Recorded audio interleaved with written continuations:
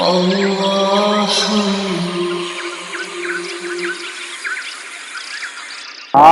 جون 1969 کی 15 تاریخ ہے اور ہم درس قرآن کریم کے سلسلہ نو میں سورہ بقرہ کی آیت 234 سے آغاز کلام کرتے ہیں 2/234۔ آپ کو یاد ہوگا کہ سابقہ آیات میں آئینی زندگی کے متعلق قرآنی احکام اور ہدایات بیان ہوتے چلے آ رہے ہیں۔ نکاح کے متعلق، وعدہ نکاح فسخ کرنے کے متعلق جسے طلاق کہا جاتا ہے، عدت کے متعلق، رضاعت کے متعلق، بچوں کو دودھ پلانے کے متعلق، یہی احکام ابھی مسلسل آگے چلے جائیں گے۔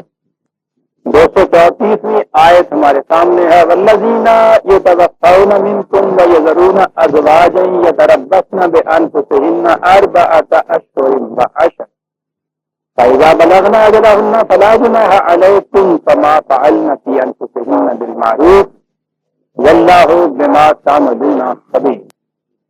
پہلے تو بات مطلقہ عورتوں کی تھی، اب بیوہ کی بات ہوئی۔ جو لوگ تم میں سے مر جائیں اور بیوی چھوڑ جائیں تو بیوہ کے لیے عدت کی مدت 4 مہینے اور 10 دن ہے۔ مطلقہ کی صورت میں قرآن کریم نے کہہ دیا تھا کہ اگر وہ حمل سے ہو تو یہی عدت وضع حمل تک کے لیے ہوگی۔ بیوہ کے لیے یہ الگ بات نہیں کہی گئی، لیکن جو چیز مطلقہ کے لیے کہی تھی اس پر استنباط کرنے سے ہم یہ کہہ سکتے ہیں کہ بیوہ کی عدت حاملہ ہونے کی صورت میں بھی یہی ہو سکے۔ جب وہ اپنی عدت کو ختم کر لیں، اب دیکھیے میں نے عرض کیا تھا کہ قرآن کریم جیسا مرد کو نکاح اور طلاق کے معاملے میں قانون کے مطابق صاحب اختیار قرار دیتا ہے، اسی طرح عورت کو بھی وہ خود فیصلہ کرنے کا لیے مجاز قرار دیتا ہے۔ ان دونوں میں کسی قسم کا کوئی فرق نہیں ہے۔ بیوہ کی صورت میں بھی یہ کہا کہ جب وہ عدت پوری کر لے تو اس کے بعد اپنے متعلق جو کچھ بھی وہ فیصلہ کرے تو اس میں خامخواہ کی رکاوٹ نہ ڈالو، اس کی ذمہ داری تمہارے اوپر نہیں ہے، وہ خود اپنے متعلق کچھ فیصلہ کرے گی۔ فیصلہ انہیں کرنا ہوگا بالمعروف، قرآنی قاعدے کے مطابق۔ جو وہ فیصلہ اپنے لیے کرے اس طرح، اس میں خامخواہ کے لیے تم رکاوٹ نہ بنو، تم سے اس کی کوئی بات پوچھ نہیں ہوگی۔ وہ اپنے معاملات میں آپ استاد ہیں اور جو کچھ بھی تم لوگ کرتے ہو خدا اس سے واقف ہے۔ بنیاد یہ ہے ان احکام کی ہدایت میں، جیسا میں نے ارشاد کیا تھا کہ سوال صرف یہی نہیں ہے کہ تم نظر بظاہر کیا کرتے ہو۔ قرآن کی نگاہ تو عمل کے سرچشمے پہ ہے، جسے قلب کہا جاتا ہے، جسے نیت کہا جاتا ہے، جسے ارادہ کہا جاتا ہے، تو بہت دور جا کر انسانی کردار کو کنٹرول میں لاتا ہے، اور وہ ہے سرچشمہ یا جذبہ محرکہ اعمال انسانی کا۔ وہ اس سرچشمے پہ نگاہ رکھتا ہے اور اصل میں تبدیلی وہاں کرتا ہے۔ وہاں کی تبدیلی سے انسان کے اعمال میں تبدیلی خود بخود پیدا ہو جاتی ہے۔ اسی لیے آپ دیکھیں گے کہ آیات تو خالص قوانین کی ہیں، قوانین کا اتباع تو مکینیکلی بھی ہوتا ہے اور عام طور پر ہوتا ہی مکینیکلی ہے، لیکن قرآن قانون کا اتباع بھی مکینیکل نہیں چاہتا، رسمی طور پر نہیں چاہتا، غیر شعوری طور پر نہیں چاہتا، کسی دور اور استبداد پر نہیں چاہتا، بلکہ وہ چاہتا یہ ہے کہ تم ان احکام و قوانین کی حکمت کو دل کی گہرائیوں میں محسوس کرو، پھر ان کی صداقت پر علاوہ بصیرت یقین رکھو، پھر قانون و مقاصد عمل کو ہر وقت نگاہ میں رکھو اور اس میں یہ چیز بھی شامل کرو کہ مقاصد عمل میں دل کے خیالات، نیت اور ارادے بھی شامل ہیں۔ اور جب یہ تمہارا ایمان ہو جائے گا تو اس کے بعد ایک تو ان قوانین کی عطایت تم دیکھو گے کہ کس طرح تمہارے اپنے قلب کا، دل کا ارادہ بن جاتا ہے، تقاضا تمہارا اپنا بن جاتا ہے، جیسے پانی پینا تمہارے پیاس کا تقاضا ہوتا ہے، وہ کوئی نہ جبر ہوتا ہے نہ استبداد ہوتا ہے، نہ تم مکینیکل کرتے ہو، اندر ایک تقاضا تمہارے پیدا ہوتا ہے کہ مجھے ایسا کرنا چاہیے، اور اس کے مطابق تم کرتے ہو تو وہ تقاضا پورا ہو جاتا ہے۔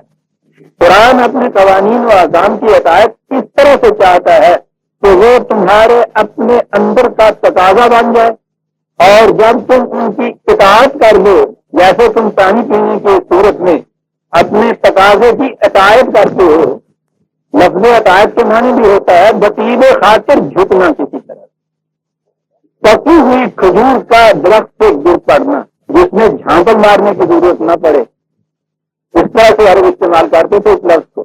عجیب و غریب الفاظ ہیں اس زبان کے۔ تو یہ جو تم پیاس میں پانی پیتے ہو، یہ تم اپنے تقاضے کی اطاعت کرتے ہو۔ وہ کہتا یہ ہے، چاہتا یہ ہے کہ تم ان قوانین و احکام کی اطاعت اپنے اندر کے تقاضے کی روح سے کرو، مکینیکل قانون کی اطاعت نہیں۔ کہ دنیا جو جہنم آپ کے یہاں بن رہی ہے اس میں صورت ہی یہ ہے، مکینیکل اطاعت ہوتی ہے، اور جہاں نظر آتا ہے کہ اس وقت کوئی دیکھنے والا نہیں ہے وہیں وہ اطاعت ختم ہو جاتی ہے۔ مکینیکل اطاعت سے ہوتا یہ ہے، لیکن یہ کبھی نہیں ہوتا کہ تمہارے اندر کا تقاضا ہو پانی پینے کا، اور اس صورت میں پھر یہ صورت تمہاری پیدا ہو جائے کہ تم دیکھو کہ کوئی دیکھنے والا ہے یا نہیں۔ قرآن اپنے احکام کی اطاعت اس طرح سے کرانا چاہتا ہے۔ وَلَا جُنَاحَ عَلَيْكُمْ فِيمَا عَرَّضْتُمْ بِهِ مِنْ خِطْبَةِ النِّسَاءِ أَوْ أَكْنَنْتُمْ فِي أَنفُسِكُمْ۔ انسانی تقاضوں پہ کیسے نگاہ رکھتے ہو، کیوں نہ نگاہ رکھے؟ یہ تو اس کا کلام ہے کہ جس نے انسان اور اس کے تقاضوں کو پیدا کیا ہے۔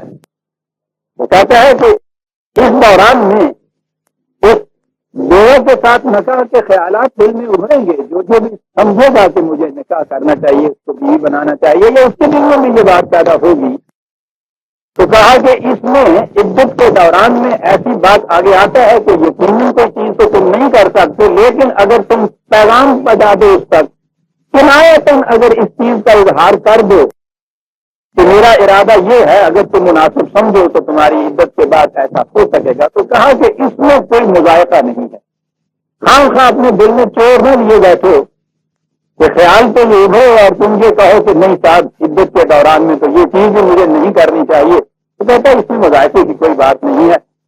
دل میں رکھو، پیغام وہاں تک پہنچا دو، یہ کوئی چیز ایسی نہیں کہ جس سے کوئی تم سے بازپرس ہو۔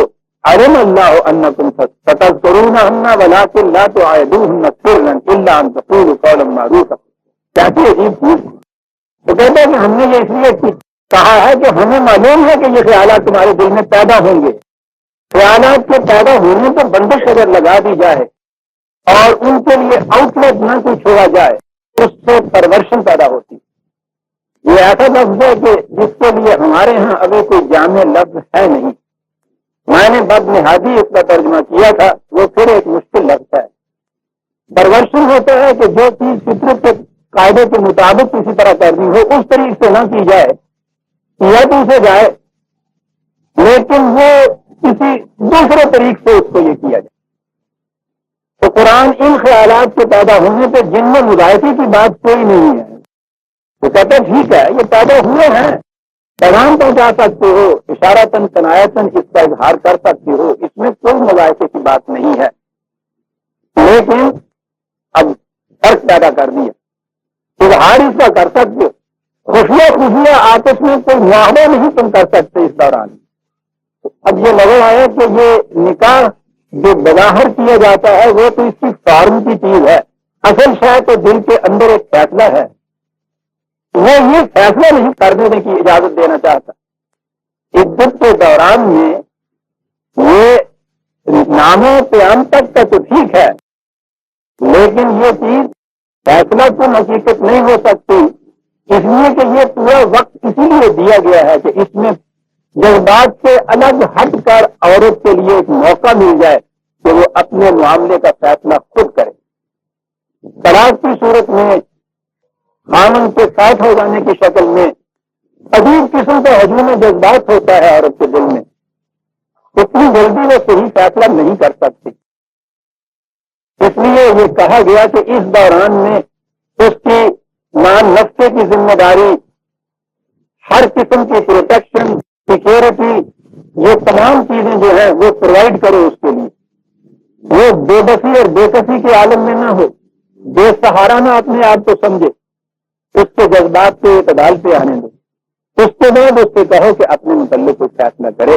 اس کی اس بے کسی اور بے بسی کے احساس کو ایکسپلائٹ کر کے تم اس کے ساتھ اگر اس وقت وعدہ کر لو گے تو یہ کوئی صحیح بات نکاح کی نہیں ہوگی. دیکھیے کہاں جاتا ہے خدا، اس کے حقوق کی پروٹیکشن اپنے ذمہ لے رہا ہے خدا. تو ایسے وقت میں جب اس نے اپنے آپ کو بے سہارا محسوس کیا تو اسے جہاں بھی سہارے کی ذرا سی کرن نظر آئے گی وہ اور مسالے اور تقاضے جو ہیں ان کو نظر انداز کر دے گی، فوراً مدد پہ آ جائے گی. یہ صحیح فیصلہ بعض اوقات نہیں ہو سکتا. اس لیے اس دوران ایسا نہ کرو، وقت پورا ہونے دو، پھر کوئی پختہ بات ہے اسے کہو. ولا تعظم خطبۃ النکاح حتی یبلغ الکتاب اجلہ، اور کہا کہ اس عدت کے دوران میں نکاح کی گرہ کو پختہ کرنے کا تو سوال ہی پیدا نہیں ہوتا. یہ تو قدم نہ کرو. وَاعْلَمُوا أَنَّ اللَّهَ يَعْلَمُ مَا فِي أَنفُسِكُمْ فَاحْذَرُوهُ، یاد رکھو. پھر وہی بات، خدا کی نگاہ تمہارے اس پر چشمہ ایک قلب پر ہے جہاں سے نیتیں اور ارادے ابھرتے ہیں. اس لیے اس کی احتیاط برتو، مکینیکلی محض قانون کا اتباع نہ کرو. وَاعْلَمُوا أَنَّ اللَّهَ غَفُورٌ حلیم، یاد رکھو خدا سامان حفاظت بہم پہنچاتا ہے، لیکن اس کے ساتھ ہی یہ بھی یاد رکھو یہ حلیم عجیب چیز ہے. عربی زبان کا جو لفظ آتا ہے ہمارے ہاں تو حلیم متبع کہتے ہیں نا، بڑا منکسر المزاج، کہ وہ ہر وقت جھکا ہوا رہا ہوگا کب مصیبت مکن رہے. یہ چیز اسلامی کردار کی نہیں ہے. حلم اور انکساری یقیناً بڑی چیز ہے، لیکن زندگی میں ایسے مواقع بھی آتے ہیں جہاں ظالم کی کلائی مروڑ دینا بھی نہایت ضروری ہو جاتا ہے. یہ کہ اس چیز کو آپ مستقل اپنی سیرت بنا لیں، ہر ایک کے سامنے جھکنا ہی ہے آپ نے، یہ چیز ایک اسلامی زندگی کا شعار نہیں ہو سکتا. تو ہمارا بینا ہم تو ہوگا، شدہ الکفار کی بھی نوبت آئے گی. اس لیے اس کے یہ معنی نہیں ہوتے، میں نے پہلے بھی عرض کیا تھا، اس کے معنی ہوتے ہیں کہ اس قدر برخود مستحکم فقہ اپنے مقام کے اوپر اس قدر محکم طریق پر پھر چھوٹی چھوٹی سی باتوں سے اشتعال میں اس کو آ جائے. ایک تو یہ چیز ہمارے یہاں ہوتی ہے کہ بڑا سی بات مزاج کے خلاف ہوئی ہے اور وہ گھر کو پھنسائے گی، اور ایک صورت ہوتی ہے بھاری بھرکم سنجیدہ فقہ مزاج کا آدمی، چھوٹی چھوٹی سی باتوں کے اوپر نہ بھڑکنے والا، لیکن جہاں کوئی چیز اصول کی آئے وہاں پہ محکم درست کرنے والا. ان بادشاہ رب کا لشدید، عرب اس لفظ کو استعمال کرتے تھے اس قسم کا اونٹ، توانا، تندرست، ثقافت والا، اعتدال پہ مزاج ہو، بیٹھا ہوا اطمینان سے گویالی کر رہا ہے، بچے آ رہے ہیں، کوئی اوپر چڑھ رہا ہے، کوئی کان بھر ہو رہا ہے، کوئی گردن میں لٹک رہا ہے، اور وہ نہایت اطمینان سے اسی طرح سے ہنسا کے شامی سے بیٹھا ہوا گویالی کرتا چلا جاتا ہے. اتنی سی باتوں سے بہت نہیں اٹھتا، مارنے نہیں دوڑتا، کاٹنے نہیں دوڑتا. بچے ہیں انہیں آگے اپنا کچھ کھیل کر رہے ہیں. یہ جو مزاج ہوتا ہے اس کو حلم کہا جاتا ہے. چھوٹی چھوٹی سی باتوں کے چھچھوڑے پن پہ نہ ہوتا ہے. کہتا ہے کہ چھوٹی چھوٹی سی باتیں جو ہیں ان کی بنا تو ہم نہیں یہ کہتے، ہم یہ کہتے ہیں کہ دل پہ نگاہ ہے، فیصلہ ہم وہاں سے کرتے ہیں کہ وہاں سے نیت کیسے اوپر ابھر رہی ہے. لا جناح علیکم ان طلقتم النساء ما لم تمسوهن او تفرضوا لهن فریضۃ. طلاق کی صورت میں پہلے یہ کہا جا چکا ہے مہر کی ادائیگی کیسے ہوگی، کیا صورتیں پہلے احکام آ چکے ہیں. وہ کہا کہ اگر نکاح ہوا ہے عورت کو چھوا نہیں، پھر سے نکاح کی نوبت آ گئی، مہر بھی مقرر نہیں ابھی ہوا تھا. قرآن کی روح سے تو مہر کا مقرر کرنا نہایت ضروری ہے، اس کی ادائیگی بھی ضروری ہے. لیکن کوئی ایکسپشنل ایسا واقعہ اگر ہو جائے کہ وہ نہ مقرر کیا جا سکا ہو تو اس صورت میں کیا کیا جائے؟ وَمَتِّعُوهُنَّ عَلَى الْمُوسِعِ قَدْرُهُ وَعَلَى الْمُقْتِرِ قَدْرُهُ. کہا کہ پھر بھی یعنی کوئی تعلق پیدا نہیں ہوا، محض معاہدہ نکاح پہ دستخط ہوئے ہیں، اس کے بعد جمع شوئی کا بھی تعلق نہیں ہوا، ایسی کوئی صورت نہیں۔ کہا اس کے باوجود کچھ تھوڑی سی چیز تو ایسی عورت کے اوپر آ جائے گی، لہذا یہ چھوڑتے وقت بھی، آپ کو یاد ہے میں نے کہا تھا، قرآن نے کہا ہے کہ چھوڑتے وقت بھی حسن کارانہ انداز سے چھوڑیے، تعلقات استوار کرنا ہی نہیں، تعلقات منقطع کرنے میں بھی کشادہ گردی سے کام لیجیے، کچھ سامان بھی اس کو دے دو، اچھی حالت ہے تمہاری اچھے طور پہ دو، تنگ دستی ہے تھوڑا سا ہی صحیح۔ آپ دیکھتے ہیں کہ چھوڑتے وقت قرآن کریم کس قدر یہ تاکید کرتا ہے کہ تعلقات کے انقطاع کے وقت بھی ان چیزوں کا خیال رکھو۔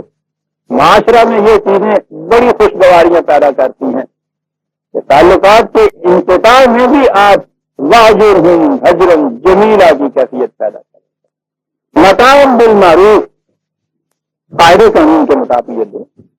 خود قرآن نہیں چیزوں کو متعین کرتا، متعین کی نہیں جا سکتی، قرآن قیامت تک کے لیے تمام نوع انسانی کے لیے ضابطۂ ہدایت ہے۔ ان چیزوں کا تعین زمانے کے تقاضوں کے ساتھ بدلتا رہے گا، اس لیے وہ اصول تو دیتا ہے، اصولوں کی جزیات خود متعین نہیں کرتا۔ ایک ابدی ضابطۂ قوانین کو ایسا ہی ہونا چاہیے، معروف قاعدے قانون کے مطابق، حقاً علی المحسنین، یا ان کو کہا محسنین، مومن کے جو حسن کارانہ انداز سے زندگی بسر کرنے والے ہیں ان پر یہ چیز فریضہ ہو جاتی ہے کہ وہ ایسا کرے۔ وَإِن طَلَّقْتُمُوهُنَّ مِن قَبْلِ أَن تَمَسُّوهُنَّ وَقَدْ فَرَضْتُمْ لَهُنَّ فَرِيضَةً، وہ تو صورت ایسی تھی، معاہدہ نکاح کے بعد نفس نہیں ہوا، طلاق کی نوبت آ گئی اور مہر مقرر نہیں کیا گیا، تو اس صورت میں یہ ہے کچھ سامان عزیز دے دو۔ مہر مقرر اگر ہو چکا تھا تو کہا کہ پھر اس کا آدھا مہر جو ہے وہ تمہیں دینا ہوگا۔ الا ان یاتو، یہ اور بات ہے کہ وہ عورت خود اس کو معاف کر دے، پورا چھوڑ دے، کچھ حصہ اس کا چھوڑ دے، تمہارے لیے ضروری ہے کہ تم وہ آدھا تو کام از کم دو، وہ تم پیش کر دو، وہ چھوڑ دو اور بات ہے۔ یا تو والذی بیدہ عقدۃ النکاح، یہ آیت کا ایسا ٹکڑا ہے جس کا غلط مفہوم ایک ایسی بنیاد بن گیا ہمارے ہاں جس میں بہت بڑی عمارت کھڑی کی گئی۔ عمارت یہ ہے جیسا میں پچھلے 2-3 درسوں میں بتا چکا ہوں، تصور ہمارے ہاں یہ ہے کہ نکاح کا معاہدہ تو ایک مرد اور عورت کی باہمی رضامندی سے ہو، اس میں عورت سے کوئی جبر نہیں کیا جاتا۔ قرآن نے کہا یہ حلال ہی نہیں ہے کہ کسی قسم کی کراہت کی صورت میں تم عورت کے مالک بن جاؤ، ہو ہی نہیں سکتا۔ یہاں تک تو سب مانتے کہ زبردستی نہیں یہ کیا جا سکتا، اس کی رضامندی نہایت ضروری ہے۔ طرفین میں یہ معاہدہ تو دونوں کی رضامندی سے ہوتا ہے، اس کے بعد اس معاہدے کو توڑنے کے سارے حقوق ہیں مرد کو تو دے دیے جاتے ہیں، جب جی چاہے اس 3 دفعہ اس نے کہا طلاق طلاق طلاق، معاملہ ختم، نہ کوئی اپیل، نہ کوئی وکیل، نہ کوئی جسٹیفیکیشن، نہ اس کے لیے کوئی ایکسپلینیشن، کچھ نہیں تھا۔ حاکم جو ہوا دروازہ جو ہوا، معاہدہ کر رہے ہیں حاکم صاحب ابھی اگر وہ ہاں نہیں کہتی ہے تو یہ معاہدہ ہو نہیں سکتا تھا۔ یہی اس نے ہاں کی اور اس کے بعد سارے حقوق اس کے پاس اس کو تک کرنے کے، اور عورت نے اگر بیچاری نے یہ صورت اختیار کرنی ہو اس کے مظالم سے تنگ آ کر تو 1000 طریقے اختیار کرے، وہ عدالت میں پہنچے، وہ مقدمے کرے، اور پھر وہاں جو کچھ ہوتا ہے آپ کو معلوم ہے۔ یہ ساری چیزیں میں پہلے بتا چکا ہوں، یہ ساری قرآن کے خلاف کہتے ہیں۔ صاحب کو دیکھیے قرآن میں، اور یا پھر والذی بیدہ عقدۃ النکاح، یا تو عورت معاف کرے یا وہ جس کے ہاتھ میں نکاح کی گرہ ہے۔ کہتے ہیں دیکھیے صاحب، نکاح کی گرہ تو مرد کے ہاتھ میں ہوتی ہے، دیکھو نا قرآن نے کہہ دی، یہ وہی ہے جو کہہ دیا لا تقربوا الصلاۃ، قرآن نے کہا ہوگا کہ نماز کے قریب نہ جاؤ، وہ تم ستارہ والی بات جو ہے وہ نہیں کری جاتی، وہ جو میں نے کسی دفعہ بتایا تھا، سمجھے ہوں ماتا والے کو میں نے نکائے مسنا وسلا اور کو شادی کر لیا کرو، 2 2 3 3 4 4، وہ کالا ٹکڑا جو ہے تو حضرت قرآن کے قوانین کو قرآن سے لینا چاہیے عزیزان مان. یہ کیا چیز ہے؟ عورت خود معاف کرے یا یہ کون ہے جو دوسرا معاف کرتا ہے؟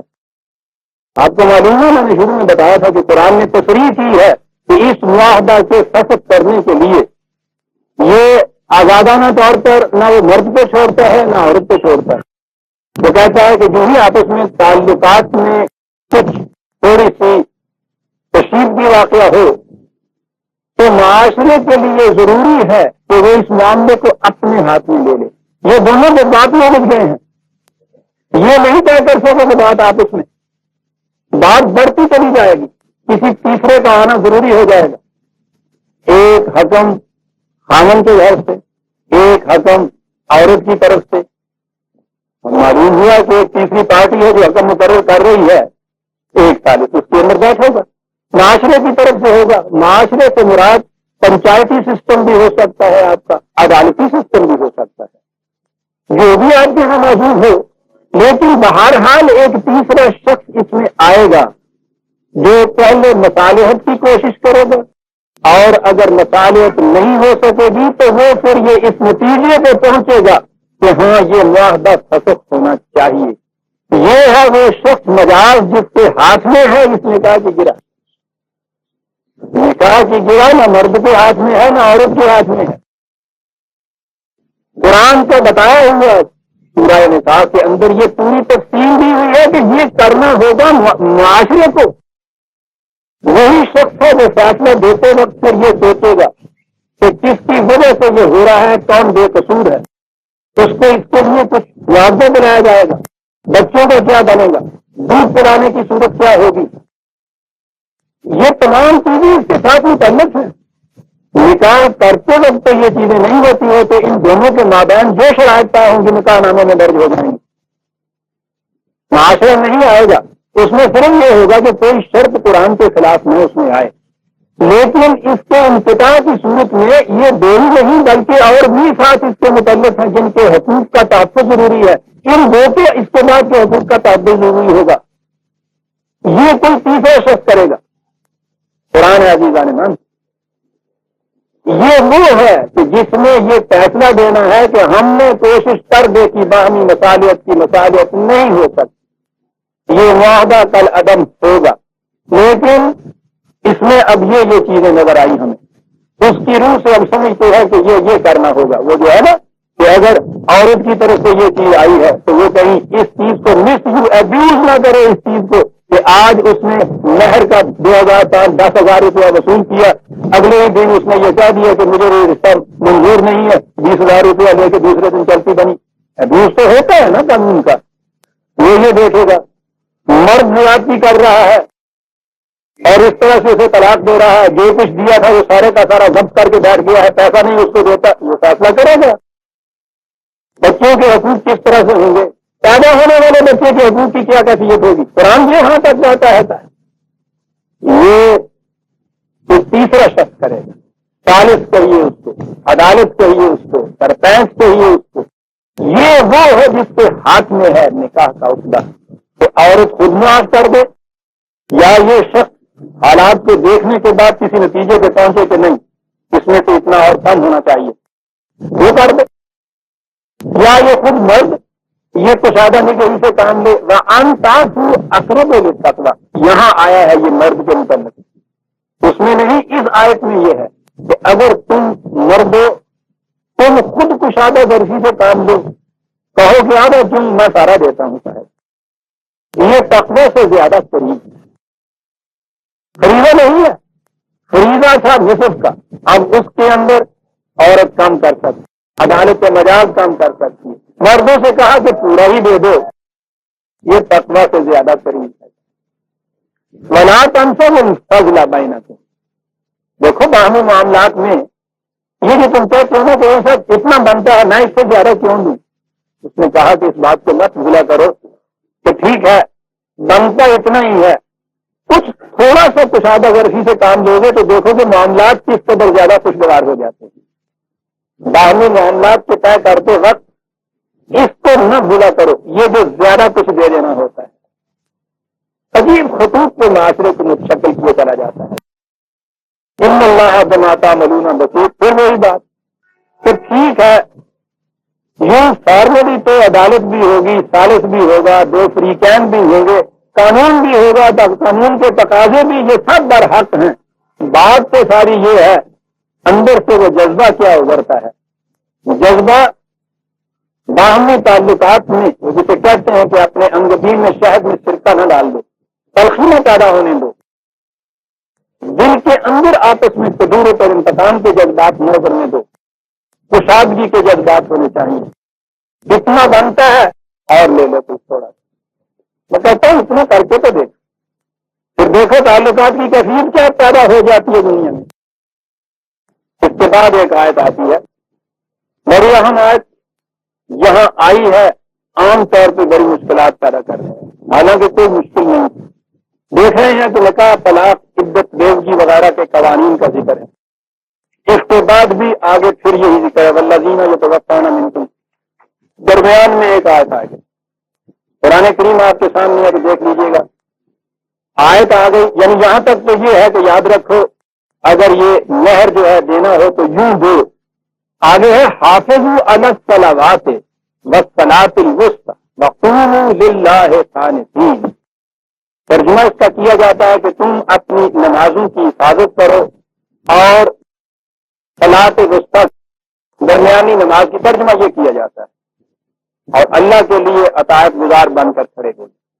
سوال یہ پیدا ہوتا کہ یہاں سے سارے احکام آ رہے ہیں عائلی زندگی کے، نکاح کے، طلاق کے، عدت کے، مہر کے، بیوگی کے، اس کے بعد بھی آئے پھر یہی کچھ کرتی چلی جاتی ہے۔ درمیان میں یہ چیز آتی ہے کہ اپنی نمازوں کی حفاظت کرو، بالخصوص درمیانی نماز کی۔ پھر صلاۃ الوسطی کے متعلق ہمارے ہاں تفسیر چلی آگے کہ یہ کون سی صلاۃ ہے، درمیانی صلاۃ جو ہے یہ کون سی، بہت سی اس کے متعلق تفسیریں ہیں۔ کہیں تو اس کو عصر کی نماز کہا جاتا ہے کہ وہ 5 میں سے 2 پہلے 2 بعد میں درمیان میں آ جاتی ہے، کوئی جمعے کی نماز کو کہتے ہیں، بہت سی تفسیریں آتی ہیں۔ سوال یہاں یہ پیدا ہوتا ہے کہ احکام تو یہ چلے آ رہے ہیں، اس کے بعد بھی احکام آگے چل کے پھر یہی آ جائے گا، درمیان میں ایک آیت آ رہی ہے حفاظت کرو اپنی صلوات کی، والصلاۃ الوسطی درمیانی صلاۃ کی، قوموا للہ قانتین۔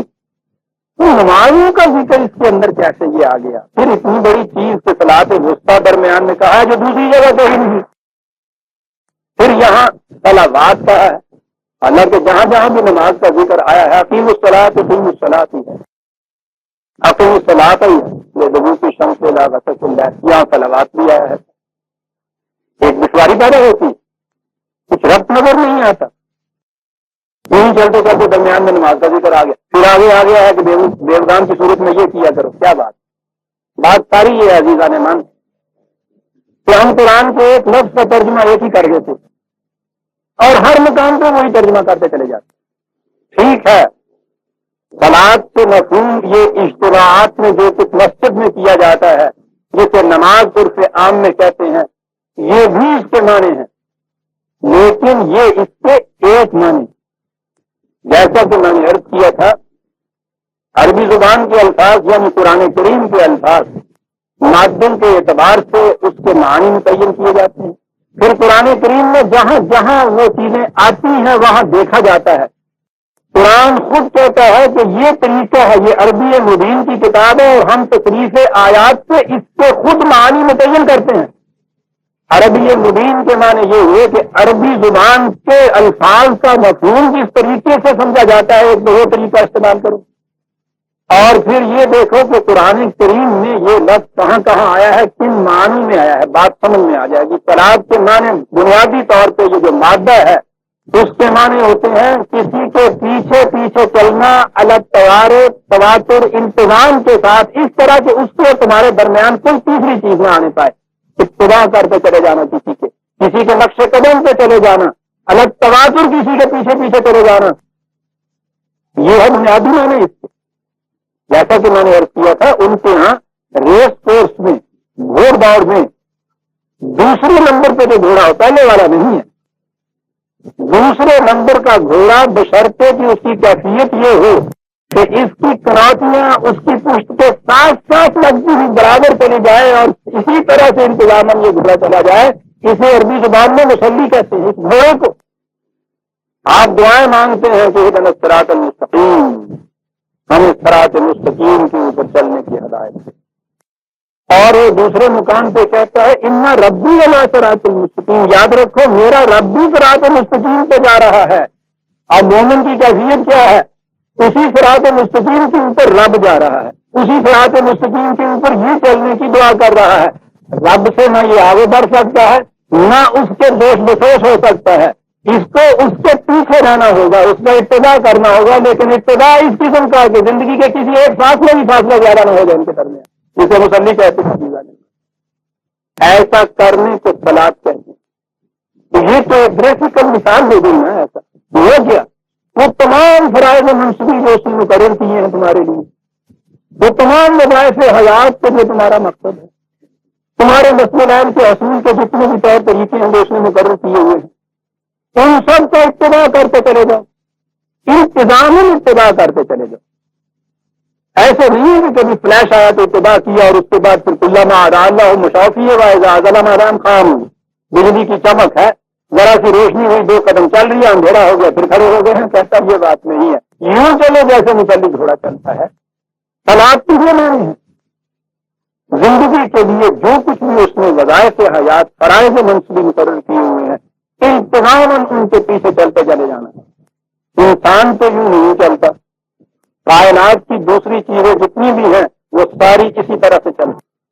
اپنا فریضہ منصبی وظیفہ زندگی کس طرح سے وہ جنون کے ساتھ پورا کرتے ہیں آپ کو بھی اس کا تجربہ ہوگا. میرے تو 3 مہینے سے گزشتہ تجربہ ہو رہا ہے. میرے کمرے کے اندر ایک تصویر ہے.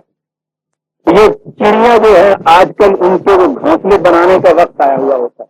مارچ اپریل سے شروع ہو جاتا ہے.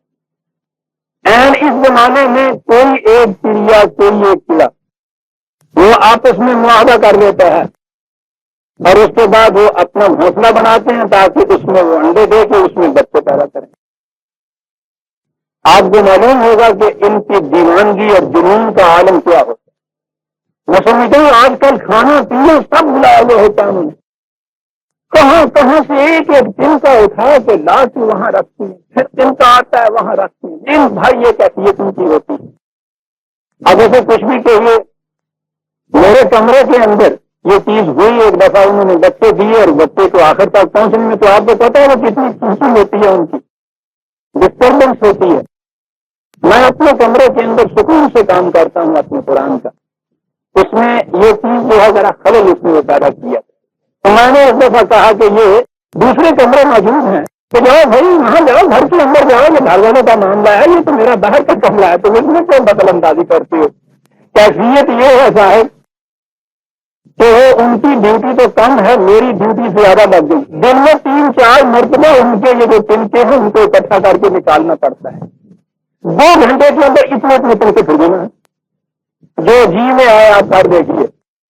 انہوں نے اپنے اس فریضہ منصوبے کی عطایت میں کسی قسم کی کوئی تساہل اور تغافل نہیں برتی. فطرت کا اندر سے تقاضا ہو رہا ہے کہ گھونسلہ بنانا ہے، انڈے دینے ہیں، بچے پیدا کرنے ہیں. کوئی قانون نہیں، کوئی سپاہی نہیں، کوئی مارشل لا نہیں لگا ہوا جو ان کو ڈنڈے مار مار کے اس کے اوپر آمادہ کر رہا ہو. جن کے اندر خدا کی جو نگاہیں ہیں اندر سے یہ چیز ایک ابھر رہی ہے ان کے اندر، اور اتنی بڑی طاقت والا انسان یہاں بیٹھا ہوا ہے. 3 مہینے ہو گئے ہیں ان کے ساتھ جنگ کرتے ہوئے. کئی دفعہ ذہن میں یہ آتا ہے کہ شکست مجھے ہی خواہ ماننی پڑے گی، اس لیے کہ اگر ذرا سی بھی وہاں دیر ہو گئی اور چڑیا نے انڈے وہاں دے دیے پھر تو نہیں اٹھا سکوں گا میں اس دن کے. یہ کیا چیز ہو رہی ہے، کیا تقاضا ہو رہا ہے؟ وہ جو صراط مستقیم کے اوپر جا رہا ہے اس کے پیچھے پیچھے یہ اس مسلی کی طرح چلے جا رہے ہیں اپنے فرائض منصوبی کی انجام دہی میں. اور چلے کیسے جا رہے ہیں؟ جنون کے ساتھ، سرگرداں ہیں، گردش میں ہیں، چلے ہوئے ہیں. آپ کو معلوم ہے کہ میں نے تسبیح کے معنی یہ بتائے تھے. سباہ کے معنی ہوتے ہیں اردو زبان میں کسی کام کے کرنے میں جتنی توانائی ہے ساری کی ساری شدت کے ساتھ صرف کر دینا. وہ اس گھوڑے کو جو سرپٹ ڈال رہا ہوتا ہے اسے کہتے ہیں تسبیح والے۔ وہ تیراک جو پورا ہاتھ اس طرح سے مار کے تیر رہا ہوتا ہے اسے سباح کہتے ہیں۔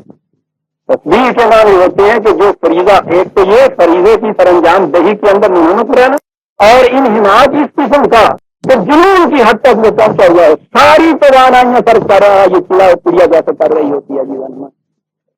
میں نہیں یہ کہہ رہا، سنیے کہاں یہ چیز آئی۔ 24/41 بڑی خوبصورت ہے، 24/41 الم تری ان اللہ یسبح لہ من فی السماوات والارض والطیر صافات۔ کیا تم نے اس چیز پہ کبھی غور نہیں کیا کہ کائنات کی ہر شے خدا کی حمد و ستائش، اس کے ایک پروگرام کو باعث حمد و ستائش بنانے کے لیے سب بنا ہوئی۔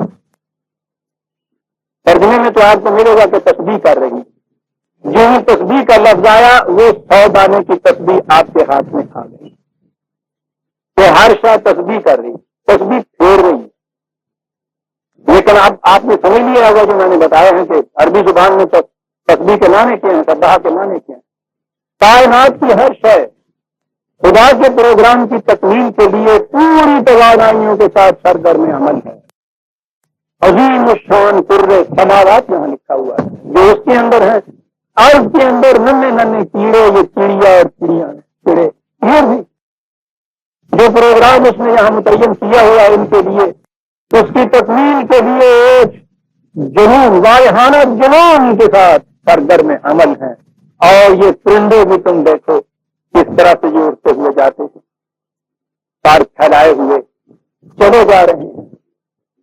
سنیے آگے جو بات آئی، کل قد علم صلاتہ و تسبیحہ، ان میں سے ہر ایک اپنی اپنی صلاۃ اور اپنی اپنی تسبیح کو جانتا۔ عزیزان مان، نہ تو یہ وہ صلاۃ کرتے ہیں جسے ہم صرف نماز کہتے ہیں، کبھی نہیں دیکھا ہم نے کہ وہ اس طرح سے نماز پڑھ رہے ہیں، نہ یہ اس وقت تسبیح پھیرتے ہیں جس کو ہم تسبیح کہتے ہیں۔ یہ کیا چیز ہے؟ ان میں سے ہر ایک اپنی صلاۃ اور اپنی تسبیح کو جانتا ہے۔ واللہ علیم بما یفعلون، تم تو بعض اوقات ہنستے ہو گے کہ یہ کیا کر رہے ہیں، ہم جانتے ہیں یہ کیا کر رہے ہیں۔ ان میں سے ہر ایک اپنی اپنی تسبیح و صلاۃ جانتا ہے، اپنی اپنی صلاۃ اور تسبیح۔ کہنے کا مطلب یہ تھا کہ قرآن کے ان الفاظ کے معنی جو ایک جگہ آپ متعین کرتے ہیں، وہ لفظ ہر جگہ اسی معنی میں استعمال نہیں ہوتا۔ جب آپ جنگل میں شیر کہیں گے، شیر کے معنی اور ہو جائیں گے۔ جب کسی بہادر کے لیے آپ کہیں گے کہ وہ تو شیر ہے صاحب، اس کے معنی کچھ اور ہو رہے ہیں۔ انقلابی دعوے کی گرج کے اور معنی ہوتے ہیں، آسمان کے بادل کی گرج کے اور معنی ہوتے ہیں۔ یوں معنی متعین کرنے چاہیے۔ قرآن میں نے جیسا عرض کیا تھا وہ تو ہم کو چھوڑتا نہیں، وہ تو خود بھی تجھے بتا رہا ہے۔ اور دیکھیے یہی اس کے ساتھ ہی پچھلی آیت 23/2 مومنین کے متعلق ہے، قد افلح المؤمنون الذین هم فی صلاتهم خاشعون، وہ اپنی صلاۃ میں جھکاؤ کے ساتھ صلاۃ اپنی پوری کرتے ہیں۔ یہاں یہ کہا اپنی صلاۃ میں خاشعون کی چیز ہے، یہ 2 آیت نمبر ہے۔ اور یہی آگے آیت اور 9 آیت درمیان میں یہ ہے کہ وہ یہ کرتے ہیں، یہ کرتے ہیں، ان کی صفات یہ ہیں، ان کے کریکٹر یہ ہیں، ان کی ادائیں یہ ہیں، اور آخر میں پھر پہلے کہہ دیا کہ اپنی صلاۃ میں خاشع۔ والذین هم علی صلواتہم یحافظون، یہ صلوات یہاں آیا ہے، وہ اپنی صلوات کی محافظت کرتے ہیں۔ ہمارے ہاں ترجمہ یہی ہوتا ہے، اپنی نماز میں خشوع کرتے ہیں، اپنی نمازوں کی محافظت کرتے ہیں۔ ایک ہی صورت میں 2 آیتوں 4-5 آیتوں کے ساتھ یہ چیز جو ہے بات سمجھ میں نہیں آتی۔ وہ صلاۃ تو وہی ہے جو میں نے کہا ہے، جس کو ہم اجتماع صلاۃ کہتے ہیں، وہ صلوات ہے۔ یہاں درمیان میں ان کی ڈیوٹیز بنائی ہیں، فرائض بنائے ہیں ان کے، اور اس کے بعد کہا گیا ہے کہ یہ اپنے ان فرائض منصبی کی محافظت کرتے ہیں۔ کہنے کا مطلب یہ تھا کہ صلاۃ کے ہر جگہ معنی نماز ہی نہیں کیے جاتا، فرائض منصبی، یہ ساری چیزیں قرآن گناتا چلا آ رہا ہے۔ آئینی زندگی کے اندر یہ تمہارے فرائض ہیں، یاد رکھو۔ ہم کہتے چلے آ رہے ہیں، ان چیزوں کو بیان کرتے چلے آ رہے ہیں، رسمی طور پہ نہیں کرنا۔ حافظوا علی الصلوات، اپنے فرائض منصبی کی محافظت کر۔ لیکن اس میں ایک بنیادی نقطہ ہے کہ مرکزی فریضہ جو ہے وہ کیا ہے؟ یہ فرائض کہاں ہے؟ صلوات، بس صلات ہی وہ ایک مرکزی فریضے کو سامنے رکھو گے تو ان تمام فرائض کی پھر محافظت کر لو گے. اور مرکزی فریضہ یہ ہے پوری اللہ ہے قانتین، یعنی خدا کے ان فرائض کی تکمیل سے ان کو کبھی ہر وقت اپنے آپ کو عطائت گزار بنا کے رکھو. یہ ہے ایک مرکزی چیز. یہ مرکز ہے، یہ اس مرکز کا سرکمفرنس ہے جو ہم نے بتایا ہے تمہیں. وہ مرکز ہے، یہ دائرہ کا محیط ہے. مرکز یہ ہے قوموا للہ قانتین، کھڑے رہو خدا کے لیے قانتین. عجیب الفاظ ہیں، ترجمے تو ہم میں کر دیتے ہیں اس لیے کہ ہماری زبان میں تو مرادفات ہی نہیں مل سکتے اتنے. عربی زبان کی مرادفات کو آپ پوچھتے کیا ہیں جتنی یہ وسیع زبان ہے. ان کی ایک ایک ادا کے لیے ہزاروں لفظ ان کے ہیں. قانتین، عطایت گزار نہیں ہوتے. عربوں کے یہاں پانی کی کمی ہوتی تھی، مشکیزے میں پانی کو ڈالتے تھے، مشکیزے کو پیتے تھے، اس کا منہ بند کرتے تھے. اب اگر وہ ہمیشہ کے لیے بند کر دیا جائے تو اس پانی کا فائدہ کیا ہے؟ اور اگر وہ راستے میں ہی ٹپکنا شروع ہو جائے تو منزل تک پہنچتے ہوئے پانی ختم. تو ایسا ہونا چاہیے کہ راستے میں تو کہیں ٹپکے نہیں، اور جہاں ضرورت ہے وہاں اپنا منہ کھول دے. اس قسم کا جو مشکیزہ ہوتا تھا اسے وہ کانت کہا کرتے تھے کہ اپنی توانائیوں کو ہر وقت محفوظ رکھنے والا کہ بے جائے ایک قطرہ صرف نہ ہو، اور جہاں ضرورت ہے منہ کھول دے اس کا اپنا.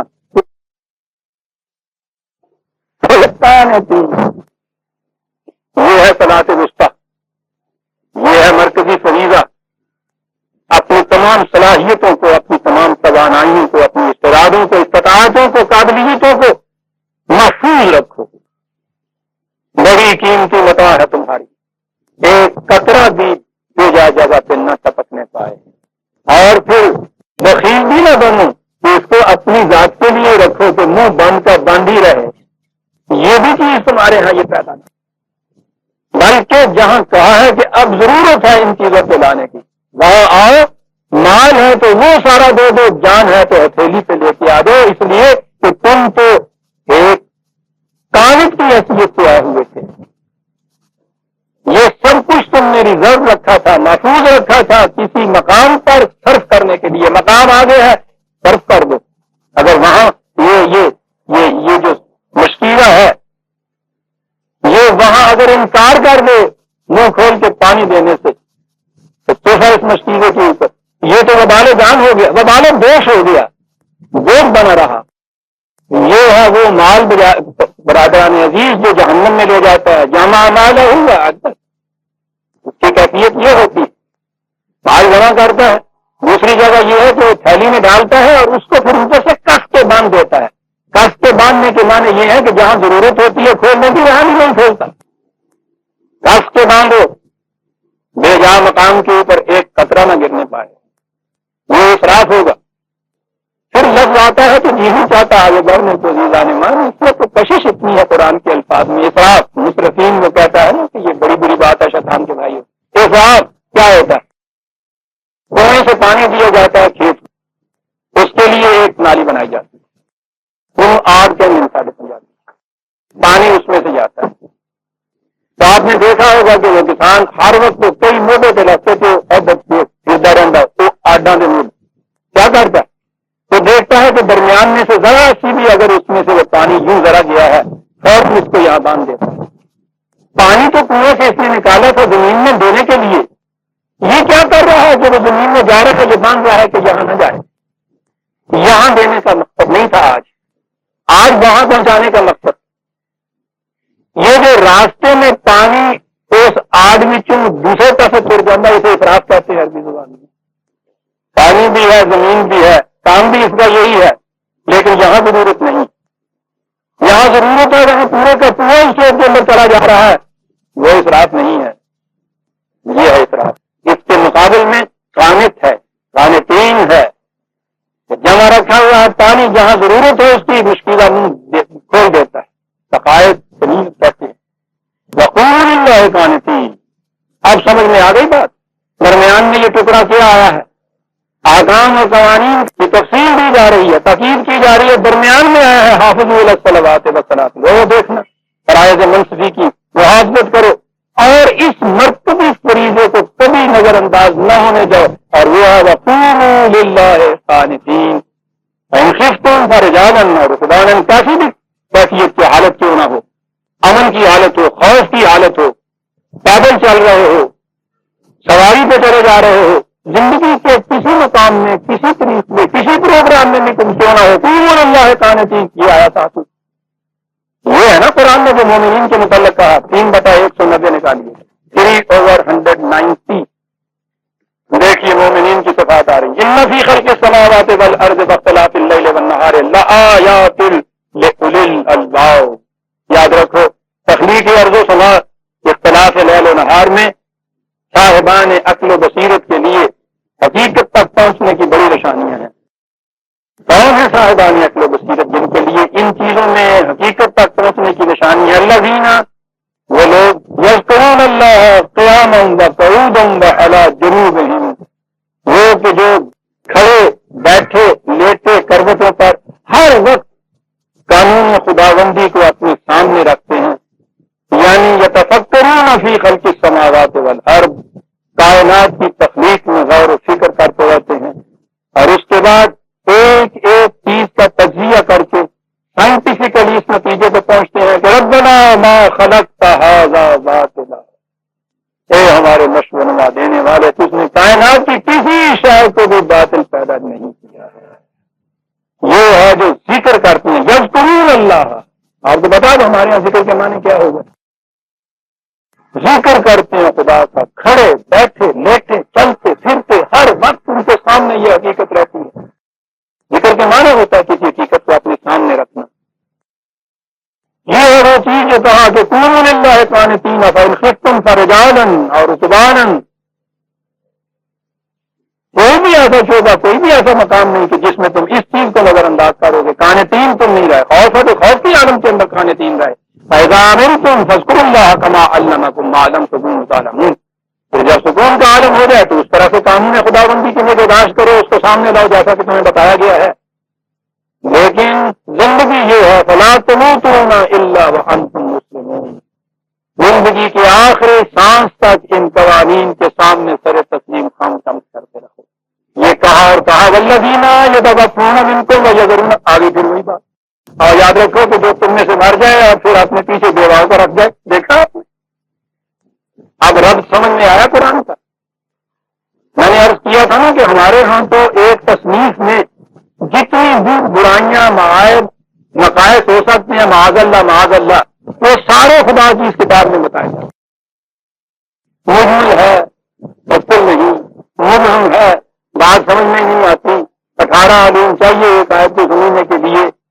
ربط نہیں ہے اس کے اندر، انہیں اندازہ لگائیے. ہر ایک کو اپنی اپنی انٹرپریٹیشن ہو سکتی ہے، جس کے جو معنی چاہے اس میں سے نکال سکتا ہے. دیکھیے عزیزان من، جیسے کہ میں نے پہلے بھی کئی دفعہ کہا، یعنی اگر میری کسی کتاب کے متعلق آ کے کوئی یہ کہے کہ تمہاری کتاب تو ایسی ہے، سارے اٹھا کے پھینک دوں باہر اس کے بعد، اور کبھی بھی اس کے بعد قلم نہ آپ لوگوں کتاب ہے یہ، اس کی کیفیت یہ ہے.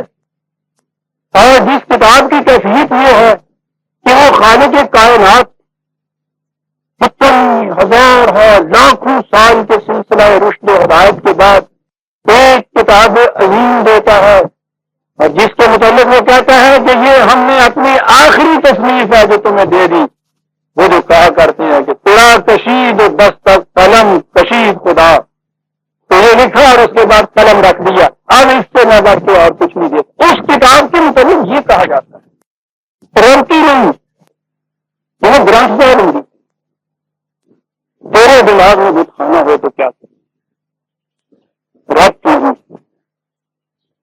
دیوان، جنہوں نے ربط دیکھی ہے انہوں نے تو کائنات کے اندر یہ کیفیت دیکھی ہے کہ وہ امریکہ کے نیو یارک میں بیٹھے ہوئے چاند پر اترنے والوں سے وہ ربط قائم کرتے ہیں کہ باتیں بھی آپس میں ہو رہی ہیں، تصویریں بھی منتقل ہو رہی ہیں. ربط کا تو یہ عالم ہے.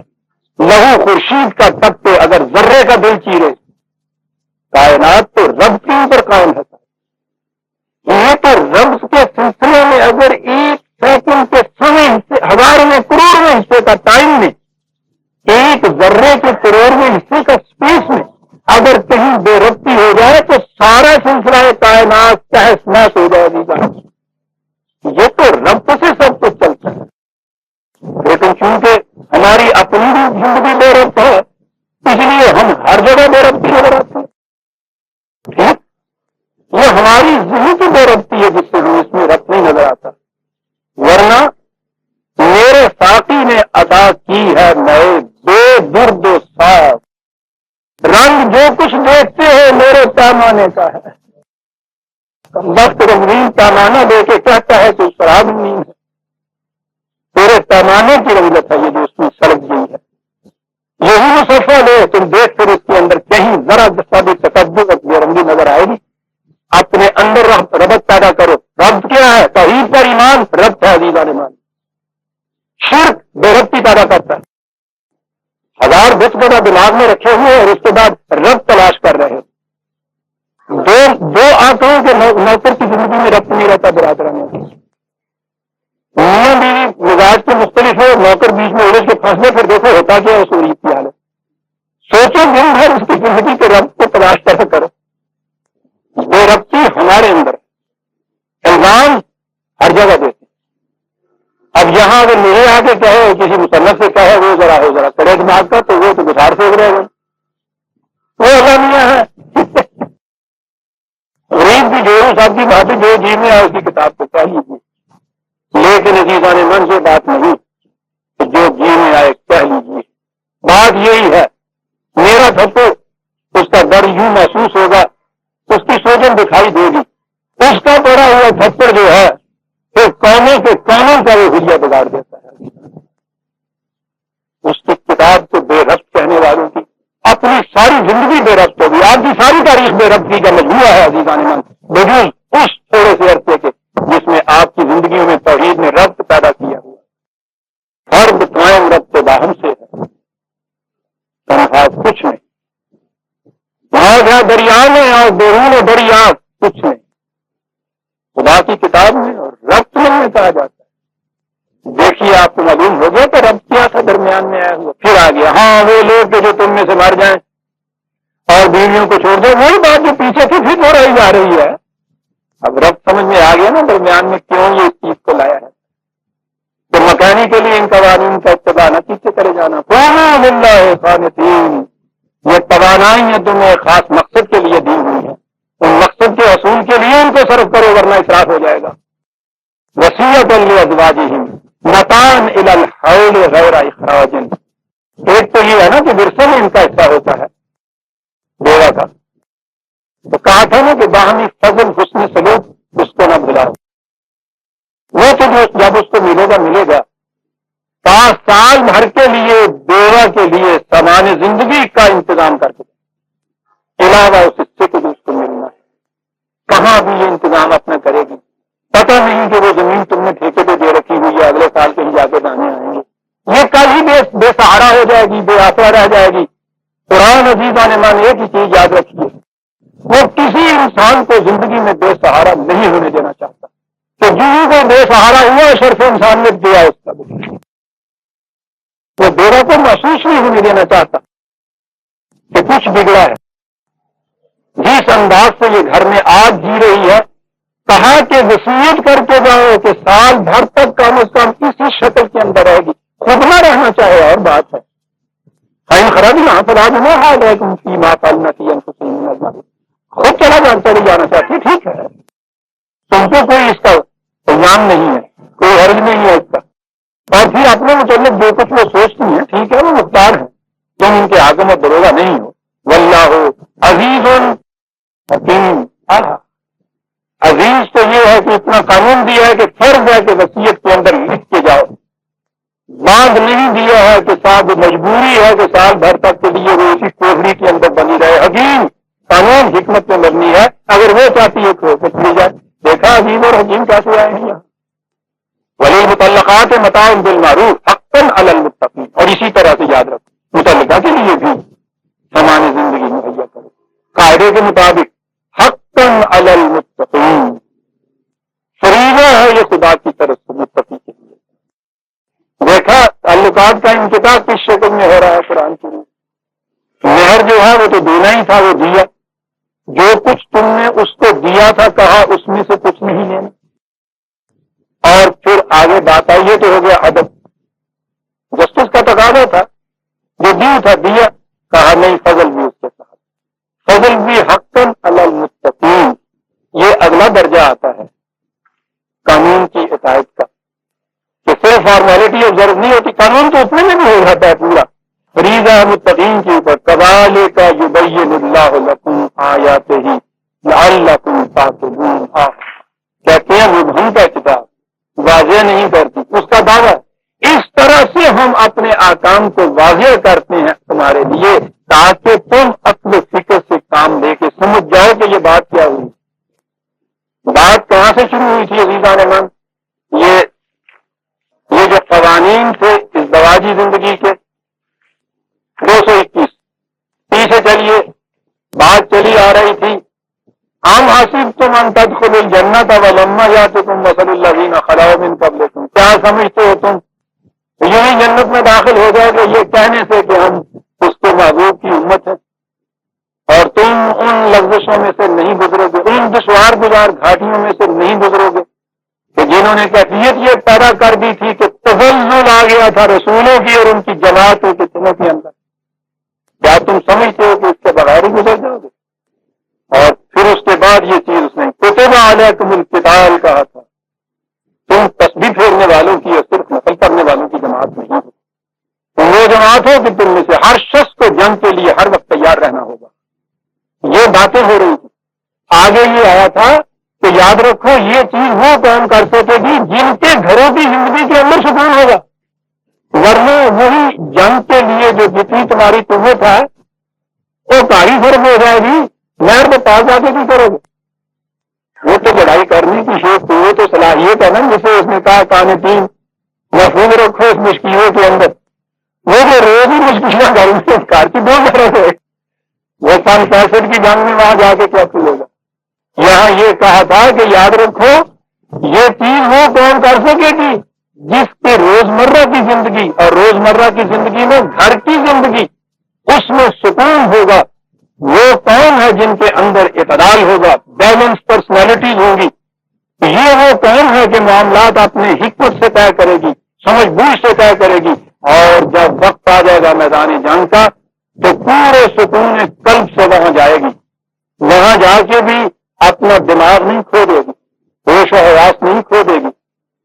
پتا ہے آپ کو قرآن کریم نے جو کہا ہے کہ بدر کی جنگ میں جو قریش کو شکست ہوئی ہے تو اس کے بعد یہ اپنے گھر میں جا کے بیٹھیں گے, کمیٹیاں بٹھائیں گے, یہ سوچیں گے انکوائری کمیٹی کے بعد کہ ایسا کیوں ہوا تھا. تو کوئی کچھ کہے گا, کوئی کچھ کہے گا, لیکن بات اصل میں یہ ہے کہ یہ وہ قوم تھی انہم قوم لا یفقہون, جنہوں نے میدان جنگ میں غور و فکر سے کام نہیں لیا تھا. میدان جنگ میں یہاں خانے سے کم کہتے ہیں جذبات ہی کھیلتے ہیں, لیکن ایک اچھے جرنیل سے پوچھیے وہ تو کہتا ہے کہ اگر وہاں بھی کسی کو جذبات جو ہے غالب آ جائیں تو شکست ہو جاتی ہے. ہم نے کہا تھا کہ میدان جنگ میں تفقع سے کام لینے والا جو ہے وہ کامیاب ہو. تفقع سے کون کام لے گا؟ جس کا دماغ توازن ہوگا, متوازن ہوگا. جس کے گھر میں سکون نہیں, جس کے معاشرے میں سکون نہیں, اس کا دماغ متوازن کیا رہے گا؟ وہ تو سال بھر آپس میں لڑتا رہتا ہے, اور جتنا بھی زیادہ عبادت گزار بنتا ہے اتنا زیادہ لڑنے والا ہوتا ہے. جی ہاں, آپ دیکھیے گا جن کو ذوق ہوتا ہے اپنی فارمل عبادتوں کا, ہر وقت ماتھے کے اوپر جفر کے نقشے بنے ہوئے ہیں. اور روزے میں تو جیسا میں نے عرض کیا تھا, گرمی کے زمانے کے روزے تھا, عصر کے وقت میں یہ فکر تو آپ اکثر سنتے ہوں گے نا کہ میں نے ایسے پوچھنا چاہیے میں روزے نہ رہ جاؤں پورا. جن کی عبادتیں ان کو یہ کچھ کر دیتی ہیں کہ جو قریب سے جائے وہ شوق محروم. عزیزان من, ان سب چیزوں کا جتنی قرآن نے کہی تھی کا مقصد یہ تھا ایک متوازن شخصیت, ایک بیلنس پرسنالٹی اس کے اندر, اور وہ نہیں پیدا ہو سکتی ہے گھروں کے اندر سکون کی زندگی اگر ہو. یہ وجہ تھی قرآن نے جنت میں داخلے کے متعلق قتال کو, جہاد کو شرط قرار دیا. جہاد میں کامیابی کے لیے معاشرے میں آئلی زندگی کے اندر سکون کو پہلی شرط قرار دیا. جب یہ کچھ کہہ دیا تو کہا کہ آؤ اب تمہیں بتائیں، غور کرو ایک واقعہ کے اوپر۔ ایک تھی قوم، وہ قوم کون سی تھی؟ سوچئے، سورت ببین حالم میں تو کہا کیفیت یہ تھی، خرجوا من دیارہم وہم الوف حذر الموت۔ عجیب چیز کہہ گیا۔ میں نے عرض کیا کہ اس کو وہاں سے ملائیے گا جہاں کہا تھا اس نے کہ جنت میں جانے کا طریق میدان جنگ ہے، میدان جنگ میں کامیابی گھروں کا سکون ہے۔ کہا اس کے مقابلے میں آؤ تمہیں بتائیں، ایک قوم تھی ہزاروں کی تعداد، کہا دوسرے اٹھے مار مار کے ان کو گھروں سے نکال دیا، بھاگ نکلے یہ۔ کہا یہ کیا بات تھی، انہیں جیسے وہ تھے، یہ بھی انہیں جیسے تھے، تعداد میں بھی کچھ کم نہیں تھی، ہزاروں کی تعداد تھی ان کی۔ پھر یہ کیا ہوا کہ وہ جو اٹھے ہیں تو یہ ان کے سامنے بھیڑ بکریوں کی طرح گھروں میں سے میاں میاں کرتے ہوئے بھاگے ہوئے چلے آ رہے ہیں۔ تنقید اور تنقید نہیں کرتا برادران عزیز، تقسیم کے زمانے میں یہی ہوا تھا نا ہمارے، بھاگے چلے آ رہے ہیں۔ کہا کیوں نہیں کھڑے ہوئے وہاں جانکاری، کیا بات تھی؟ بے لفظ عزیزہ من حذر الموت، موت سے ڈر کے بھاگ رہے تھے، موت سامنے سے آ رہی۔ موت تو انسان کا سایہ ہوتی، جو اس سے بھاگتا ہے اس کے پیچھے کوئی چلتی، جو اس کے پکڑنے کے لیے بھاگتا ہے اس کے آگے آگے دوڑتی ہے۔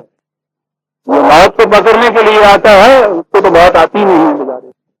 فلا تقولوا لمن يقتل في سبيل الله اموات، تمہارے معیاروں کے مطابق مرا ہوا نظر بھی آئے تو مرا ہوا کہو نہیں، تم مرے ہوئے وہ زندہ ہے۔ حذر الموت، موت کے ڈر سے بھاگو، ہزاروں کی تعداد کے اندر موت سے ڈرے۔ فقال لهم الله موتوا، خدا کے قانون نے کہا کہ مر جاؤ۔ موت سے ڈرنے والے کو موت آ جاتی۔ بڑا عظیم راز عظیمان من بیان ہو رہا ہے، زندگی اور موت نام اس کا ہے۔ جو موت سے ڈرتا ہے وہ مر جاتا ہے۔ اور قرآن نے جو آپ کو نسب نے حیات دی ہے، جو آئیڈیالوجی قرآن نے آپ کو دی، وہ آئیڈیالوجی یہ ہے کہ یاد رکھو انسان کبھی موت سے بھی نہیں مرتا، اس کے بعد بھی زندہ رہتا ہے۔ موت آتی ہی نہیں ہے، موت ایک زندگی کا وقفہ ہے، یعنی آگے چلیں گے ہم لے کر زندگی جیو رہا وہ تو تبھی جسم ہے جو دیکھنے والوں کے نزدیک مرا ہوا ہوتا ہے، جس کا وہ جسم ہوتا ہے وہ زندہ ہوتا ہے۔ وہ تو شاید ہنس رہا ہے، ہمیں دیکھتے کتنا پاگلانی مات کی ماری گئی ہے کہ رون کیوں رہے ہیں، وہ تو یہ بھی سمجھ میں نہیں بات آتی ہوگی کہ یہ رو کیوں رہے ہیں۔ لیکن قرآن کہتا ہے کہ آؤ تمہیں بتائیں مرتا کون، جو بظاہر تمہارے نزدیک زندہ ہوتا ہے، بھاگ رہا ہوتا ہے، موت سے ڈر کے بھاگ رہا ہوتا ہے، یہ ہے مرنے والا مردہ۔ فقال لهم الله موتوا، ان سے جب یہ کہا، قسمت نیک تھی، بات سننے میں آ گئی، موت سے ڈر کے بھاگنے کی بجائے موت کے سامنے کھڑے ہو گئے۔ یہی کھڑے ہوئے ثم احیاہم، تب نے زندگی عطا کر۔ دیکھا آپ نے موت و حیات کا راز کہاں ہے، زندگی عطا ہو۔ ان اللہ لذو فضل علی الناس، تو نہیں ہم تو نہیں مارنا چاہتے انسانوں کو، ہم نے تو جان دی تھی۔ کیا بات کیا گیا ایک بار، جانے کے بخشند دیگر نہ گیرن، خدا کا ظرف نہیں ہے کہ تمہیں اس نے جان جیسی چیز دی تو دینے کے بعد کہ چھوٹے میرے پاس مل کے دے، تو یہ نہیں کہے گا، پھر نہیں وہ دوبارہ لے گا۔ جانے کے بخشند دے دی ایک دفعہ جب چیز، دیگر نہ گیرن، پھر اسے وہ واپس نہیں دے۔ آدم بنیرت آج بے یقینی، انسان تو اپنی بے یقینی سے مر جاتا ہے، وہ تم جان واپس دے۔ ان اللہ لذو فضل علی الناس، ہم تو نو انسانی کے اوپر بڑے صاحب فضل و کرم واقع ہوئے۔ جان دینے کے بعد، دے دینے کے بعد واپس دے لینا، یہ کسی سخی کریم کا کام نہیں ہے، ہم نے واپس لے۔ ولکن اکثر الناس لا یشکرون، مصیبت یہ ہے اکثریت لوگوں کی ایسی ہے کہ جو اس بات کی قدردانی نہیں کرتے، خطاب گزاری نہیں کرتے، بات سمجھتے نہیں کہ انسان مرتا کس طرح سے ہے۔ یاد رکھو، آؤ تمہیں بتائیں زندگی کا راز، وقاتلوا فی سبیل اللہ، جنگ کے لیے، لیکن ہر جنگ کے لیے، مظلوموں، کمزوروں اور ناتوانوں کو غصب اور ایکسپلائٹ کرنے کے لیے نہیں، معصوم قوموں کے خون سے جسم کے قطرے خون کے نچوڑنے کے لیے نہیں، قاتلوا فی سبیل اللہ۔ اور اب تو آپ کو معلوم ہوگا برادران عزیز، قرآن جب سبیل اللہ کہتا ہے تو اس کے معنی کیا ہوتے ہیں؟ فی سبیل اللہ جب کہتا ہے خدا کی راہ، اگر کسی فرد کے فائدے کے لیے، کسی خاندان، قوم، گروہ، نسل کے فائدے کے لیے کچھ آپ کرتے ہیں تو وہ ان کی طرف منسوخ کیا جاتا ہے کہ یہ ان کے لیے ہے۔ جب آپ کوئی چیز نو انسانی کی عالمگیر منفعت کے لیے کرتے ہیں تو خدا کہتا ہے یہ ہمارے لیے تم، قاتلوا فی سبیل اللہ، خدا کی راہ میں جنگ کے لیے، نو انسانی کی منفعت کے لیے جنگ کے لیے۔ یہ میرا ترجمہ نہیں، میرا مفہوم نہیں، قرآن نے یہاں سب سے پہلے اجازت دی ہے جنگ کی سورہ حج کے اندر 40ویں آیت 22/39-40، یہاں کہا ہے کہ ہاں اب تمہیں بھی اجازت ہے کہ تم میدان جنگ میں نکلا، کاہے کے لیے نکلا؟ کہا کہ اگر یہ کچھ ہم نہ کرتے رہیں تو سرکش جماعتیں اتنی چڑھ گئی کہ یہ عیسائیوں کے گرجے، یہودیوں کے سامنے، راہبوں کی کوٹڑیاں، تمہاری مسجدیں، یہ عبادت گاہیں، یہ پرستش گاہیں، کوئی بھی محفوظ نہ رہے، ان کی حفاظت کے لیے اٹھو اور ظالم کی چڑھائی میں رہو۔ اسے جنگ فی سبیل اللہ کہا گیا۔ دوسری جگہ کہا گیا ہے کہ دیکھو مدینے کے مومنین، سنتے نہیں ہو، وہ مضمون بستی کے رہنے والے پکار پکار کر کہہ رہے ہیں کہ اے خدا ہمیں ان ظالم رہنے بستی والوں کے ہاتھوں سے نجات کی شکل کو پیدا کر، اپنے ہاں سے کوئی ہمارا مددگار بھیج، پکار رہے ہیں، فریاد کر رہے ہیں۔ تو ہم نے وہاں کہا تم سنتے نہیں ہو، یہ ہمیں پکار رہے ہیں اور تم چپکے سے بیٹھے ہوئے ہو۔ کہنے والا کیا سکتا ہے نہیں، تم پکار تو آپ کو رہے ہیں۔ کہا کہ جو مضمون ہمیں پکارتا ہے اس کی پکار کو ہمارا لشکر سنتا ہے، تم حزب اللہ ہو۔ میزان مان، یہاں بھی جب مملکت کے اوپر خطرہ آتا ہے اور کوئی پکارتا ہے خطرے کے لیے تو آپ کو معلوم ہے نا کہ اس خطرے کی پکار کا جواب کون دیتا ہے؟ وہ جو آپ کا حزب ہوتا ہے، آپ کے افاقر ہوتے ہیں، آپ کے جلوس ہوتے ہیں، وہ اٹھتے ہیں نا، وہ جواب دیتے ہیں نا نہر پہ کھڑے ہو کر۔ تو کہا سنتے نہیں ہو، ہمیں پکارے ہیں، تم بیٹھے ہوئے ہو۔ کہا جا سکتا تھا کہ اللہ تعالیٰ تم اتنی قوتوں کے مالک ہو، تم چاہو تو اپنے ایک اشارے سے پورے کا پورا وہ ملک جو ہے بھسم ہو کر رہ جائے تو یوں نہیں ہوا کرتا۔ ہر مملکت میں فوج رکھی ہوتی ہے، ہماری مملکت میں بھی فوج ہے، تمہارے مومنین تم ہماری فوج، ہمارا وعدہ ہے تمہارے ساتھ، لاغلبن انا ورسلی، جس فوج کے ساتھ ہم اور ہمارے پیغمبر ہوں گے وہ فوج یقیناً غالب آئے گی، یہ ہمارا وعدہ ہے، کرنا تم نے جاتے نا۔ قاتلوا فی سبیل اللہ واعلموا ان اللہ سمیع علیم، فریادوں کا سننے والا، دلوں کی حالتوں کو جاننے والا، اور جان ہی کی نہیں اس کے علاوہ اور بھی ضرورت پڑا کرتی ہے۔ من الذی یقرض اللہ قرضا حسنا فیضاعفہ لہ اضعافا کثیرۃ، مال کی ضرورت پڑتی ہے اس کے لیے، خدا کو مال دو بطور قرض، کیا بات ہے، ٹیکس نہیں مانگتا، زبردستی وصول نہیں کرتا، قرض دو، قرض حسن۔ دیکھیے بھائی ہم سے معاملہ کر کے دیکھو، سود تو ایک پائی بھی اپنی اصل پہ لینا جو ہے حرام، اور قرض حسنہ جو دیا جائے گا اس کے لیے کہا کہ ہم تمہیں کتنا ہی زیادہ گنا بڑھا کے واپس دیں گے، کتنا ہی بڑھا کے۔ ربا کے لیے بھی اضافہ مضافہ وہاں آیا ہے اور شدت سے حرام قرار دیا ہے۔ انسان کی مدد کرتا ہے قرض کے طور پر، اس سے اگر اصل سے زائد ایک پائی بھی لیتا ہے تو جرم عظیم۔ قرآن نے کہا یہ اعلان جنگ ہے خدا اور رسول کے، کہتا قرض دو، ہمیں قرض دو، دیکھو ہم کتنا بڑھا چڑھا کے تمہیں دیتے ہیں۔ 2-4 منٹ زائد لے لوں گا، میرا بھائی شفاعت بھی یہ کیا کرتے ہیں کہ تم 3 منٹ دیر میں آتے ہو آپ جلدی ختم کر دیتے ہو۔ قرض کیسے بڑھا کے دیتا ہے، وہ کیا چیز ہوتی ہے؟ سواری کرنے والے جانوروں کو آپ نے دیکھا ہے، ضرورت ان کو ہوتی ہے چلتے چلتے بھاگتے بھاگتے ادھر بھی مارا ادھر بھی مارا ادھر بھی مارا. اگر کیفیت ان کی یہ ہو کہ منہ مارا اور اس کو ہماری طرح سے نوالا چبایا چبا کے نگلا، نگلنے کے بعد پھر دوسرا نوالا منہ میں لیا تو وہ تو منہ کو مارنا نہیں چاہے، پیچھے وہ لگا ہوا ہوتا ہے کسان. ان کی تو صورت یہ ہوتی ہے کہ یہاں سے لے کے وہ اندر ڈالتے جاتے ہیں. لیکن یہ جو اس طرح سے اندر ڈالتی ہے وہ دوسرے بدن نہیں بن سکتا، وہ اسٹور میں صرف جاتا ہے پھر وہ بیٹھ جاتے. اس اسٹور میں سے پھر اندر سے آؤں کر کے آپ کو پتا نا اتنا بڑا گولا لیتے وہ رکھتے پھر اس کو وہ چباتے پیستے اور اس پیسنے کے بعد وہ جو اتنا سا گولا بظاہر جس میں سے کچھ ذرا سا نکلنے تھا یہ بھی اس کے ساتھ یہ زبان منہ کا لعاب بھی ملتا ہے، پستا ہے، یہ سارے کا سارا جزو بدن بنتا ہوا چلا جاتا ہے. یہ جو عمل ہے اس قسم کے خام چارے کو اس طرح جوالی سے پیس کر جزو بدن بنانا اسے قرض کہتے ہیں.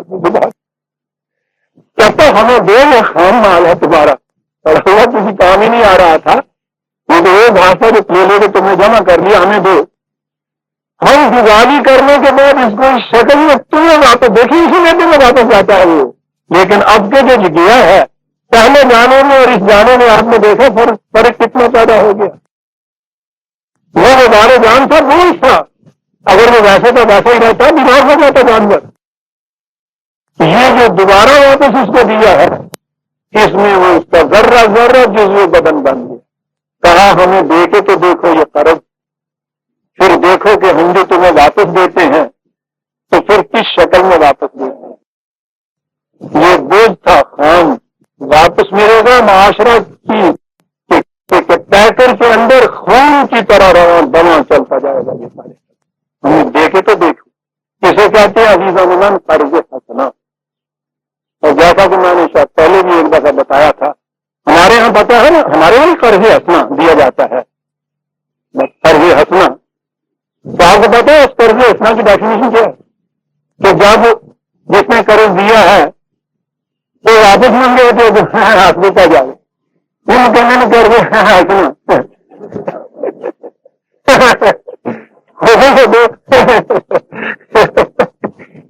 کی کرنا قرض حسنا لے کے دینے کی نیت ہی نہیں ہوتی. اس کے بعد بینک سے لیا ہوا تو پتا ہے کہ مہینے کے بعد 6% 10% پڑ جائے گا. مہاجن سے لیا اس کو پتا ہے، پٹھان کا لیا ہوا تو آپ کو پتا ہی ہے.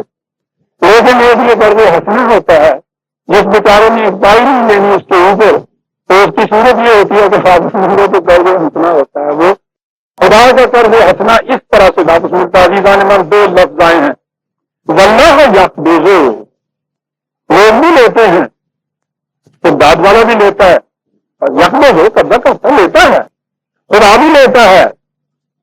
واللہ یقبض لیتا ہے یہاں تک تو یہ ٹھیک ہے کامن یب سوتے اور بڑھا کر لوٹاتا ہے. لیتا وہ بھی ہے. دو لفظ واللہ یقبض و یبسط، لیتا ہے بڑھا کر لوٹاتا ہے. وَإِلَيْهِ تُرْجَعُونَ، اب بات یہ ہے کہ تمہارا ہر قدم اسی کی طرف اٹھتا ہوا چلا جاتا ہے. یاد رکھو زندگی چاہتے ہو تیار رکھو اپنے آپ کو ہر وقت میدان جنگ میں جانے کے لیے اور اس سے پیشتر امن کی صورت میں مال اپنا اس مقصد کی صرف کرتے چلے جاؤ. جو دیتے چلے جاؤ گے یہ نہ سمجھو کہ تم سے ضائع ہو گیا، تم ایک ایسی آسانی کو قرض دے رہے ہو کہ جو بہت کچھ بڑھا کے لوٹائے گا. زندگی کا راز اسی کے اندر ہے. یہ مال جو اس وقت یا کاغذوں کی شکل میں یا دھات کے ٹکڑوں کی شکل میں تمہارے پاس ہے معاشرے کے لیے جزو حیات بن کے لوٹ آئے گا تمہاری طرف. ایسا کرو گے زندگی مل جائے گی، ایسا نہ کرو گے تو کیا ہوگا. کہا آؤ تمہیں تاریخ میں سے ایک واقعہ سنائیں کہ جنہوں نے ایسا نہیں کیا تھا ان کے ساتھ کیا ہوا تھا. یہ واقعہ ہمارے پاس 246ویں آیت سے شروع ہوگا اور آگے جائے گا. بنی اسرائیل کی زندگی کا ایک اہم واقعہ، اسے ہم آئندہ لیں گے. آج وقت ہو گیا. ربنا تقبل منا انک انت